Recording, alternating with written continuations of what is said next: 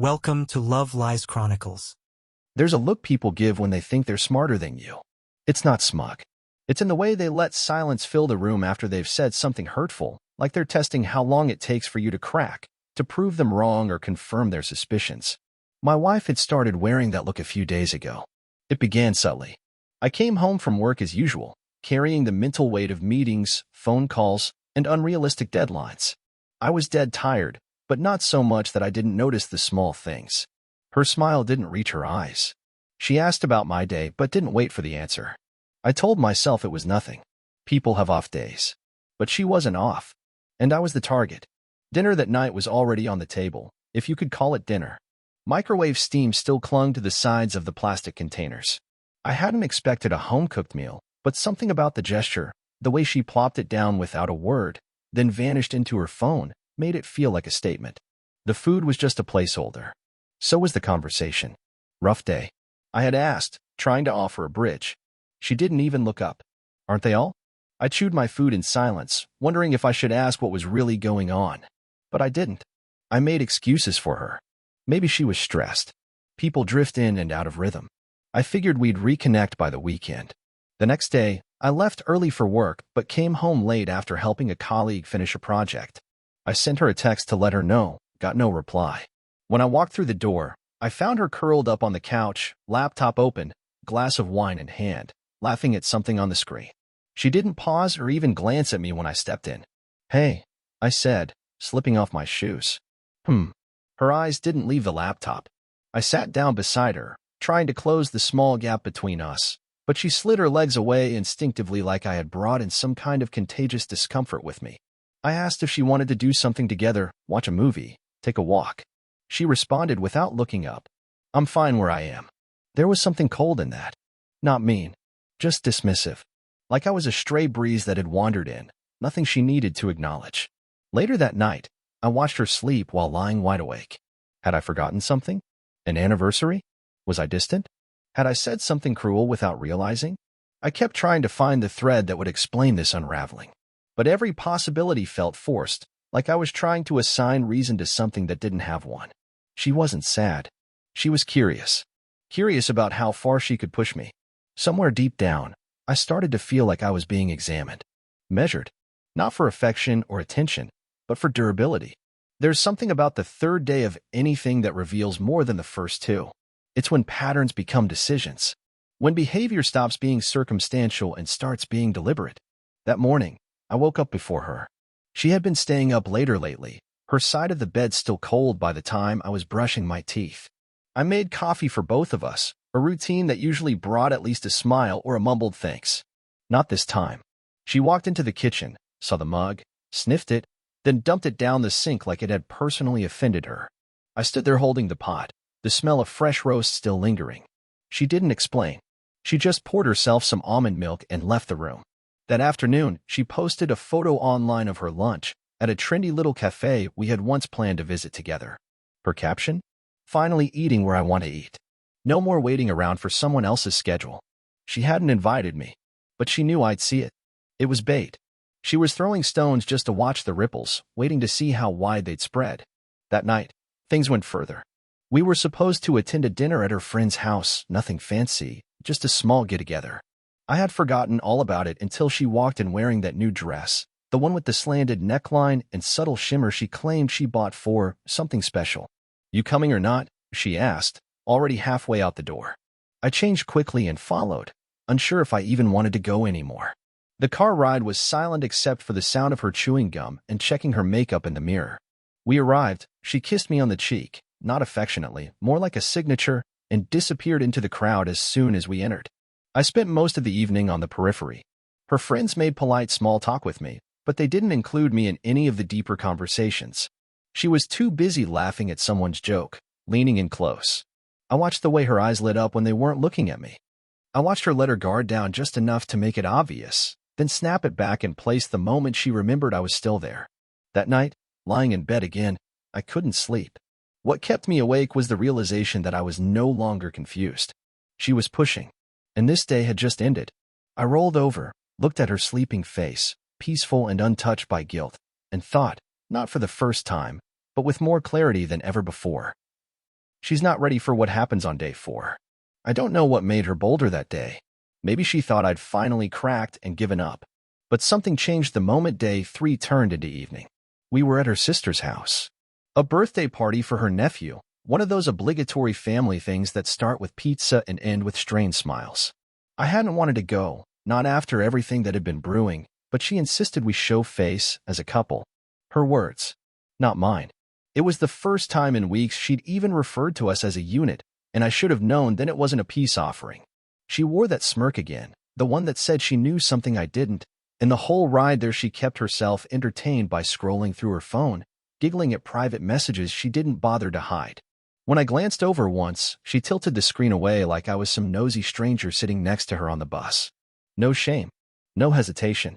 At the house, things started fine. Her family greeted us like nothing was off, though I caught her sister watching me a little too closely, like she was waiting for me to flinch. I knew that look. The kind someone gives when they've heard one version of a story and are waiting to see if the other side will prove it wrong or just confirm it silently. The evening moved on. Drinks were passed around. Laughter got louder. The kids disappeared into another room to watch a movie while the adults migrated to the backyard. It was cool out, the kind of breeze that hinted autumn wasn't far off, and I remember thinking it would have been a nice night if it didn't feel so loaded. Then it happened. I was walking back from the cooler with 2 bottles, one for me, one for her, when I heard her voice cutting through the light chatter. She was standing with her sister, a cousin, and a few of her friends from work. All women. All comfortably tipsy.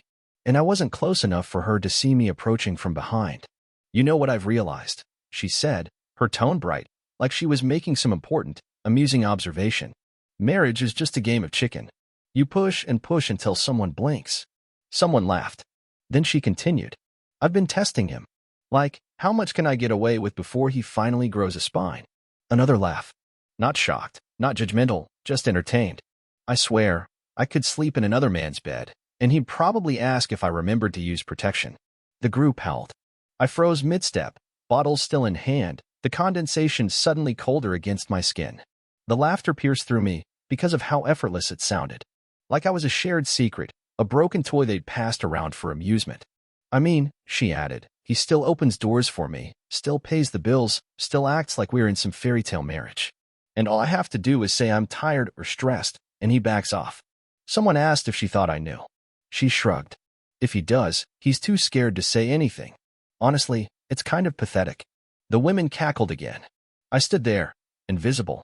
Not in a metaphorical way, literally invisible to her, to them, to the entire moment. And in that frozen minute, everything clicked. The past 3 days weren't random. They were her pushing limits, tightening the vise to see if I'd squeak or scream. I walked back inside like nothing happened, handed her the drink, and let the evening play out. She accepted the bottle with a wink like she was rewarding a dog for fetching a stick. I smiled back. My voice didn't shake. But inside, everything had shifted. By the time we got home, she was humming to herself in the bathroom mirror, wiping off her makeup, replaying highlights of the evening under her breath. I watched from the doorway, half in shadow, and she didn't even notice. That night, I didn't touch her. I didn't reach for her hand or kiss her goodnight. I lay beside her like a stranger in my own bed, staring at the ceiling, wide awake while she drifted off with that same smug piece she'd worn for days. She thought I'd blinked. The next morning, I didn't make coffee. I didn't ask about her plans. I left for work early without saying a word, and for the first time, she noticed. She sent a text around noon. "Everything okay?" As if the performance had taken a strange turn she hadn't choreographed. I didn't respond. By evening, she was waiting at the door, fake concern etched across her face. "You didn't answer me," she said, watching my expression. "I was busy," I replied, brushing past her. She blinked, thrown by how effortlessly I dismissed her. The smallest crack appeared in her mask. Later that night, I sat alone in the garage, phone in hand, reading a list of things I hadn't dared to research until now. Financial disentanglement. Psychological manipulation in marriages. Each answer made one thing clearer. Because now I had everything I needed. And tomorrow, I'd start to use it.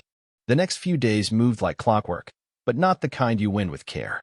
More like a timer ticking down in the background, each second a quiet warning of something closing in. She didn't see it, though. She assumed I was brooding, that I needed time to sulk and I'd come crawling back once the silence got too loud. On Monday morning, I canceled the recurring transfers from our joint account. Nothing flashy. Just paused a few automated deposits she probably hadn't even noticed were being routed into her personal spending pot. Clothing subscriptions, premium services, her spa membership, all luxuries I'd never once used but had silently funded. I didn't tell her. Tuesday, I called the bank and asked them to switch our mortgage notifications to my work email only. Nothing explosive, just the tiniest fractures in her sense of control. But the shift wasn't just financial. It was emotional, behavioral. Every little piece she used to test my patience, I handed it back to her with gloves on. That week, I stopped reacting to her small provocations. When she mentioned how late I was getting home, I nodded and walked past. When she commented that I'd stopped shaving, "You used to care about how you looked," I gave her a simple, noted, and returned to whatever I was doing. She tried sarcasm next. Snide remarks dropped like crumbs she hoped I'd chase. "Oh, so the ghost speaks now," she said when I finally answered a basic question at dinner. "I've always spoken," I replied, my tone calm. "You just stopped listening a while ago." Her eyes flicked up, surprised. But I didn't linger. I went back to eating, unfazed, and that did more damage than any argument would have. By Thursday, she had grown twitchy. The passive-aggressive jabs came more often, each one carrying a note of desperation under its sting. I could feel it. The shift in balance. The unease when the usual tactics stopped working. The silence was no longer a canvas for her monologue, it was becoming a mirror. The following evening, I stopped by a notary's office on my way home. The woman at the desk barely glanced up as I slid the packet of documents across the counter, bank authorizations, property review forms, and a request to freeze all non-essential household upgrades unless approved by both parties. Everything was neat. Legal. I wasn't filing for divorce. Not yet. But I was drawing a line. That night, I came home with takeout from her favorite Thai place. She blinked when I handed her the bag, half expecting a catch. There wasn't one. I didn't ask how her day went. I simply turned and walked upstairs. 10 minutes later, she came into the room holding her food, but not eating it. "Okay," she said, standing at the foot of the bed like I was a puzzle missing half the box. "What's going on?" I looked up from my book and closed it calmly. "You tell me." She scoffed. "Don't pull that reverse psychology crap. You've been weird for a week." "No," I said evenly. "I've just been quiet." "There's a difference." She frowned. "So this is what now? The silent treatment?" I stood and walked past her toward the closet, not answering right away. As I reached for a shirt, I said, "You pushed. You wanted to see what I'd do when I hit my limit.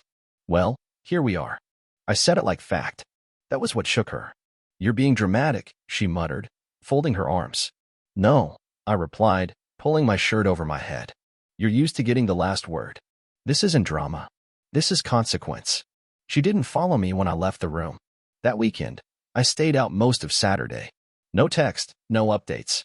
I let her stew in the same ambiguity she'd bathed me in for weeks. When I returned, she was curled up on the couch, scrolling through her phone, waiting for some invitation back to the center of attention. I walked past her. Didn't ask if she ate. That night, as I folded laundry in the guest room, she leaned on the doorway. "You're punishing me." "No," I said without looking up. "I'm learning." She tilted her head. "Learning what?" "How to live without you." Her face twitched, the slightest flinch of someone not used to being the one left behind. The next morning, I made coffee. Just one cup. I didn't ask if she wanted any. She sat at the kitchen island, watching me, waiting for the routine to resume. It didn't. "I thought we could talk," she said, her voice cautious. "Talk about what?" She hesitated. "Us." I nodded. "Sure. But I'm not interested in apologies you don't mean or explanations you've rehearsed." Her mouth opened, then closed again. I picked up my mug and headed for the door. "You think you're winning something here?" she called after me. I turned slowly, meeting her eyes for the first time in days. "No. I think I stopped playing." That was the moment it shifted for her. I saw it. The realization that I wasn't angry or trying to guilt her or teach her a lesson. I was just done. Not in the dramatic, slamming doors way. Done in the quiet, irreversible way. The kind that doesn't announce itself but leaves no room for rebuttal. Later that night, I booked a room downtown for the following week. Just 3 nights. A brief trial run of detachment. I didn't give her reasons. I simply left the note on the kitchen counter. "You've got the space. Let's see what you do with it." By the time she read it, I was already gone. She'd spent days testing me. Now I was testing her. And unlike her little games, mine had rules. The room I booked wasn't anything extravagant. Mid-level hotel, clean enough, quiet. I didn't choose it for the luxury, I chose it because it was unfamiliar. And that's exactly what I needed. A place where her voice had never echoed, where I wasn't reminded of the life we built just for her to dismantle piece by piece. I spent the first night doing nothing, no television, no calls. Just silence. Not the strained kind we'd shared under one roof. This was different. This was mine. I sat by the window, sipping black coffee long gone cold, staring down at the passing cars and wondering how long it had been since I actually made a decision purely for myself. Not for compromise. Just for me. Back at home, she texted twice that night. The first was vague, "Are you coming back tomorrow?" The second came 2 hours later, "So we're just not talking now?" I didn't answer either. The following morning, she tried again. Her tone shifted. Less attitude, more concern, though I couldn't tell if it was genuine. "I'm sorry if I've gone too far. Can we talk when you're ready?" That last part caught my eye. When you're ready. As if the power had shifted and she could sense it, even if she didn't fully understand how or when. But I still didn't respond. Instead, I met with an attorney that afternoon. No filing. Just information. I asked questions she never thought I'd ask, about joint assets, discretionary clauses, financial autonomy. I learned about a few rights I hadn't known I had. I listened more than I spoke. The lawyer gave me a folder I left unopened until I got back to the hotel. That evening, I decided to call someone I hadn't spoken to in a while, my younger brother, Chris. We drifted over the years. He never liked how she talked to me.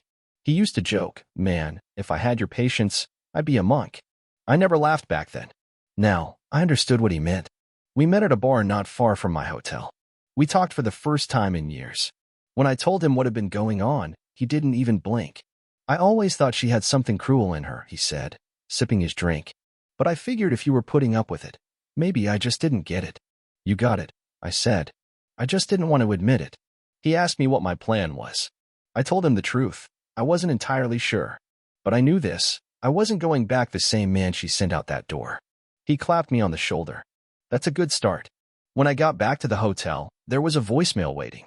Her voice was tired, shaky, unusually soft. I know you're upset. I know I pushed things. I didn't think you'd actually leave. I thought maybe you'd get angry and then we'd argue and move on like always. But this is different. And I don't like how it feels." That last sentence. That's the one that lingered. I don't like how it feels. Not I realize I've been cruel. Just discomfort at being left alone in the consequences of her own actions. I went home. Not to return. To observe. I entered quietly. She was in the kitchen, hair tied back, no makeup. She looked up like she'd been rehearsing a monologue all night. "Hey," she said carefully. "You okay?" "I'm fine," I said, placing my keys on the counter. "Just came to grab a few things." She tried to keep her tone casual, but her eyes followed me with unspoken questions. "You're not moving out, are you?"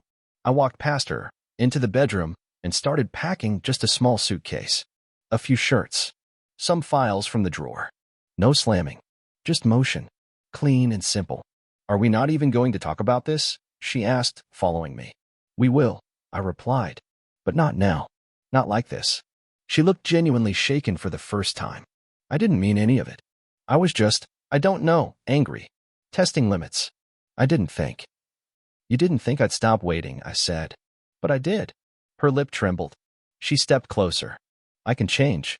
If you give me the chance." "You had the chance," I said. "For weeks. You saw where the line was and kept stepping closer just to see if I'd flinch. Well, now you know what happens when you go too far." "You're overreacting," she whispered, defaulting to the only weapon she had left, minimization. I shook my head. "No, I'm just finally reacting at all." And then I walked past her. Back at the hotel that night, I laid the folder from the attorney on the desk and opened it. Inside were options, paths I could take. Each one outlined with precision and clarity. No revenge. Just resolution. The next morning, she sent one final text. "Please don't do this. Please." I stared at it for a long time. Because for the first time, her words carried weight, and yet, they arrived too late. I put my phone down, stepped into my clothes, and headed out to start the day. A day that no longer required her approval. A day that would begin and end entirely on my terms. The pieces had been moved. Her test was complete, and the final answer was already on its way. I didn't expect her to let go easily. What I didn't expect was how quickly she'd unravel once I stopped holding the fabric of us together. The next week came in waves. First, denial. She called twice a day, left voicemails as if we were simply working through a tiff that had gone a touch too far. She kept her tone light, asking about my day, wondering if I'd be home for dinner, even joking about the overdue rain, like we were still in the same weather system. We weren't. Then came guilt. She sent photos from our early days, vacations, birthdays, blurry selfies and bad lighting that used to make us laugh. Each picture arrived with a caption designed to tug at something. Remember this? We were good, weren't we? Can't we get back there? But the truth was, those images didn't sting. They felt distant, like watching someone else's life flicker across a screen. I didn't ache for what we'd had. I felt relief that I could see it now for what it had been, weighted in one direction, shaped by silent compromise. And finally came desperation. On Friday, I came home briefly to gather a few more things. She was waiting. No makeup this time. Hair unstyled. Her eyes were red, not from anger, but from exhaustion. She didn't speak at first. Just watched me move from room to room with a quiet that felt foreign to her. Stillness was never her weapon. She preferred motion, words. But now she had nothing left to throw. When I reached for the last box in the hall closet, she spoke. "Do you really hate me?" I paused, still facing the shelves. "No." She stepped closer. "Then why won't you let me fix this?" I turned. "Because you're not trying to fix anything. You're trying to reset it. Pretend the game didn't go too far." Her lips parted, but I cut in. "And even if you were sincere, this isn't about hate or punishment. It's about finality. You're giving up on us. I'm giving up on pretending we still existed." That silence, the one I'd first felt in that hotel room, deep and clean, returned. But this time, it followed me out the door. And she didn't try to stop me. The next day, I filed the papers. There were no fireworks. No arguments in courtrooms. Just signatures, notaries, and a firm handshake from the attorney who now knew more about my life than most of my friends. I opted not to tell her right away. She'd see the envelope soon enough. I wasn't cruel. I didn't want to blindside her. But I also wasn't about to deliver closure like a wrapped gift. Some things need to be felt, not explained.